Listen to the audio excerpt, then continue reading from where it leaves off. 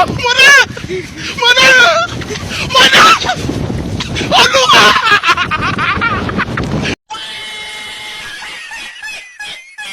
A few moments later.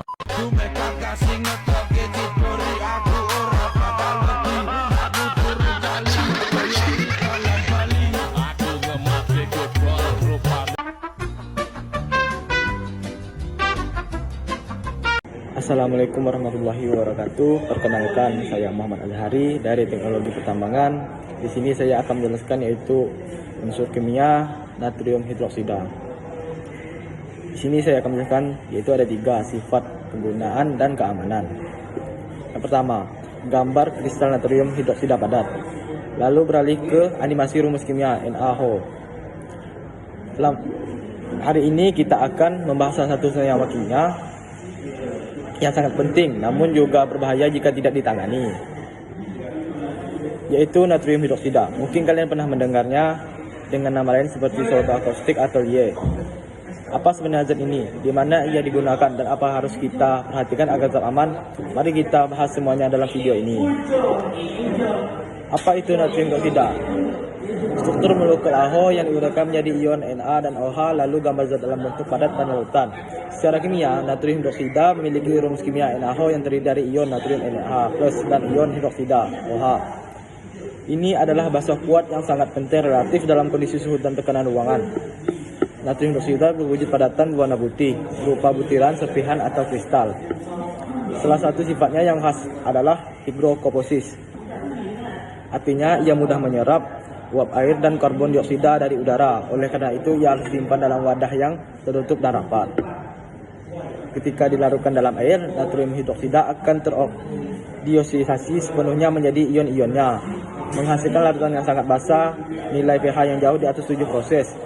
Larutannya juga bersifat eksotermik, artinya akan melepaskan panas yang cukup besar. Inilah sebab aturannya keselamatan yang ketat harus diterapkan saat penyemburannya, yaitu selalu menambahkan natrium hidroksida ke dalam air, bukan sebaliknya, agar panas yang dihasilkan bisa diserap oleh volume air yang lebih besar. Yang kedua, penggunaan dalam berbagai bidang. Montase gambar pabrik kimia proses pembuatan sabun, kertas, dan tekstil. Meskipun berbahaya, natrium hidroksida adalah salah satu bahan kimia industri yang paling banyak digunakan di dunia. Mari kita lihat di mana saja ia hadir. Pertama, industri sabun dan deterjen melalui proses yang disebut saponisifikasi. Natrium hidroksida digunakan untuk memecah lemak dan minyak menjadi sabun diglycerin. Adalah metode yang digunakan sejak ribuan tahun lalu dan masih menjadi dasar pembuatan sabun hingga saat ini. Kedua, industri kertas. Dalam proses pembuatan kertas, natrium hidroksida membantu memisahkan selulosa dari komponen lain dalam kayu, sehingga serat selulosa yang bersih bisa digunakan untuk membuat kertas yang berkualitas. Zat ini juga sering digunakan dalam proses pemutihan kertas. Ketiga, industri tekstil. Ia digunakan dalam proses pengolahan serat kapas, seperti proses mencerisasi yang membuat serat kapas menjadi lebih baik, kuat, lebih berkilau, dan lebih mudah menyerap warna.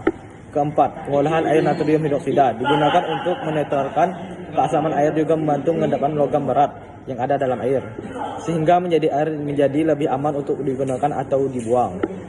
Selain itu, kita mungkin juga menemukannya dalam produk rumah tangga seperti pembersih saluran air yang berfungsi melarutkan sisa makanan, rambut dan lemak yang menyumbat pipa, atau dalam bahan pengawet makanan dan jumlah yang sangat terkontrol dan diizinkan oleh lembaga pengawasan makanan.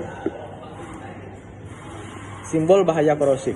Industri pelengkap perlindungan diri, sarung tangan, kacamata, baju lab, dan langkah pertolongan pertama. Sekarang kita masuk ke bagian yang paling penting. Keamanan natrium hidroksida adalah zat yang sangat korosif. Jika terkena kulit, ia dapat menyebabkan iritasi parah, luka bakar kimia, dan kerusakan jaringan. Jika terkena mata, risikonya bisa sangat serius, bahkan menyebabkan kekabutan jika tidak segera ditangani. Jika terhirup uapnya, ia dapat merusak saluran pernapasan, dan jika tertelan akan menyebabkan luka bakar parah di mulut, tenggorokan, hingga saluran pencernaan. Oleh karena itu, zat ini menangani pelengkap pelindungan diri adalah wajib. Gunakan sarung tangan yang terbuat dari bahan kimia seperti karet nitril, kacamata pelindung atau pelindung wajah sepenuh, serta pakaian yang menutupi seluruh tubuh. Lakukan penanganan di tempat yang memiliki ventilasi yang baik atau di bawah lemari asam. Jika terjadi kecelakaan, apa yang harus dilakukan? Jika terkena kulit, segera bilas area tersebut dengan air mengalir yang banyak selama minimal 15 hingga 20 menit. Jangan mencoba menekan dengan asam, karena reaksi tersebut juga menghasilkan panas dan bisa memperparah luka. Jika terkena mata, bilas terus dengan air dan segera cuci. Cari pertolongan medis. Jika tertelan, jangan memicu muntah dan segera bawa ke rumah sakit. Sekian dari saya.